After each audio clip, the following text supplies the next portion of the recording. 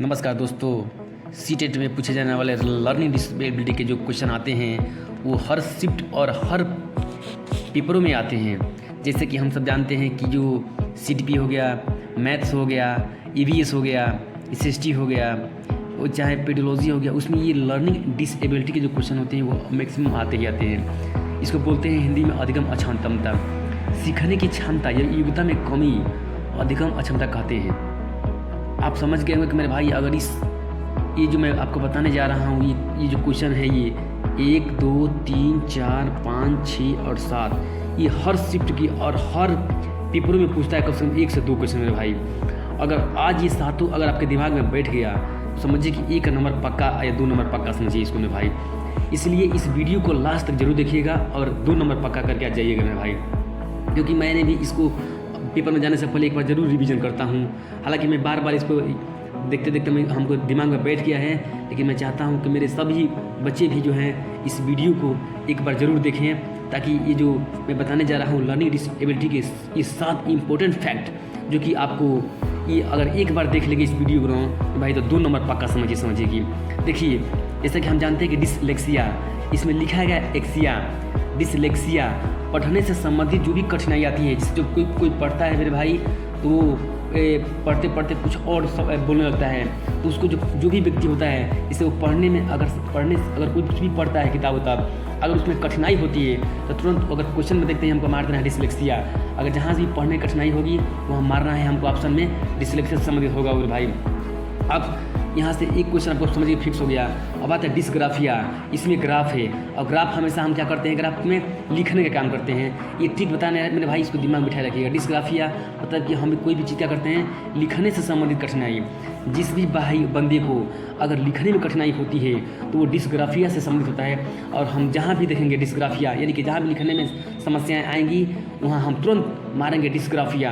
आता है डिसकैलकुलिया। इसमें दिखते हैं हमको लिख रहा है कैलकुलिया यानी कि गणना।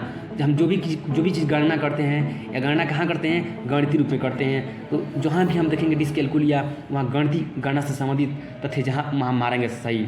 ये डिसकैलकुलिया बहुत ही इंपॉर्टेंट है, ये भी क्वेश्चन में बार बार आएगा आपको। ये आता है डिसमोर्फिया। ये भ्रम वाली स्थिति पैदा करती है। डिसमोर्फिया वेरी इंपॉर्टेंट समझिए कि मेरे भाई इफेक्ट है ये। जैसे कोई देखता है कि मोर है और कहीं मोर और मुर्गा, बच्चे होते हैं कभी मोर में और मुर्गा में डिफरेंस नहीं समझ पाते हैं, जहाँ उस इसी को हम डिसमोर्फिया कहते हैं। जहाँ भी अगर मोर अगर छिपा है इसमें, यानी कि हम इसमें भ्रम पैदा होगा। मोर मतलब भ्रम, मतलब कि हम मुर्गी में और मोर में डिफरेंस पैदा नहीं कर पाएंगे, वही भ्रम वाली स्थिति पैदा होगी। इसको याद रखना है कि डिसमोर्फिया इसको बोलेंगे। अब आता है डिस्फेजिया बोलने से संबंधित जो भी विकार है, यानी कि हम इसको बोल सकते हैं बोलने से संबंधित भाषा से संबंधित विकार को ही हम डिस्फेजिया पे बोलेंगे भाई।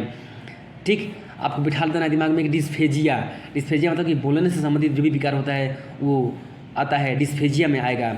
अब आता है एक क्वेश्चन डिस्प्रेक्सिया जो होता है शारीरिक कौशल से संबंधित विकार होता है। जैसे देखते हैं कि हम कोई बंदा जो होता है मेरे भाई, वो शारीरिक रूप से हम उसको मान सकते हैं कि वो शारीरिक रूप से वो कौशल नहीं है मेरे भाई, लेकिन कोई बंदा होता है मेरे भाई कि शारीरिक रूप से वो मतलब वो कुछ ना कुछ में कमियां होती हैं, हम इसको मान सकते हैं। जहाँ भी अगर हम शारीरिक रूप से किसी बंदे भाई को अगर शारीरिक रूप से कमी है तो वहाँ हम शारीरिक कौशल से संबंधित विकार मानेंगे, और उसका मतलब होता है dyspraxia is very important fact. ये हमको कई बार पेपर में पूछ चुका है मेरे भाई। और एक आता है डिसमेथिया मतलब होता क्या है, हम जितना भी ये फैक्ट पढ़े, dyslexia, dysgraphia, dyscalculia, dysmorphia, dysphagia, dyspraxia, और तो हम पढ़ते कभी हमको भी तनाव होने लगता है, तो कुल मिला करके लास्ट में आएंगे डिसमेथिया। हमको पढ़ते कभी क्या होता है, कोई काम भी करते होता है, पढ़ते तनाव में हो जाता है।